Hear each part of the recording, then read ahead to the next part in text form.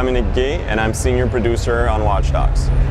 We're showing multiplayer here for the first time, or part of our multiplayer, I should say.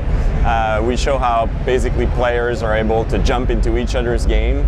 Well, I can go back now, I finally can go back to some of the teases we did in the past. So in our E3 demo last year, at the end, we had another player on the rooftop, and he was spying on Aiden as he finished his mission.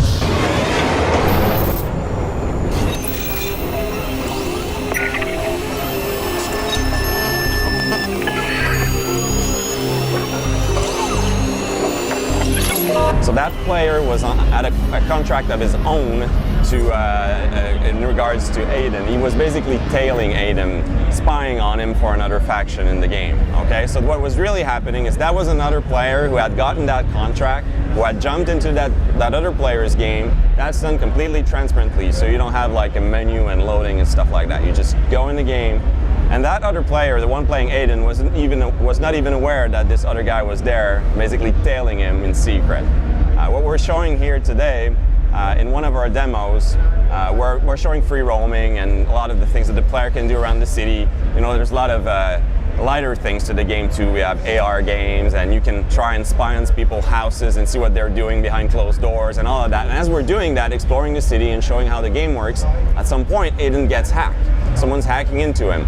And so when that happens, you need to find who is hacking into you. So you can use all your tools, you know, use your profiler and facial recognition. And if you spot the guy who's hacking into you, then you can do whatever you want with him. You can fight back, kill him, do whatever you want. But that other guy, it's another player. And when that happens, we reveal the other player who's joined into the session. And we can also fight back. So what we do afterwards is say, okay, let's go back and hack this guy back. So players, if they're interested, they can basically grow their notoriety, get those contracts, get engaged with other players, and so on and so forth. So those players, obviously your character skin is Aiden, right? Yeah.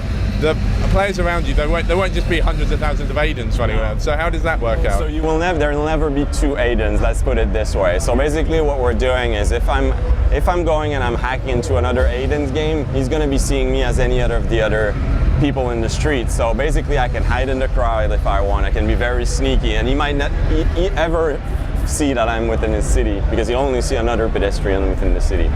So there's stealth. If players want to play it that way, there is stealth involved.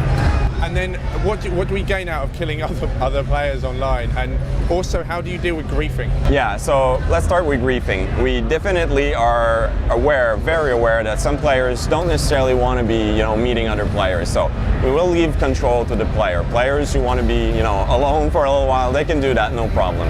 What we do also is we make it a self-balancing thing. Basically, if you go out and you play with other people and you go in their games a lot, you're going to become very much a target yourself. But if you don't do it, then you're going to be shielded basically from that. So it balances out. If you like doing it to others, then they can do it to you.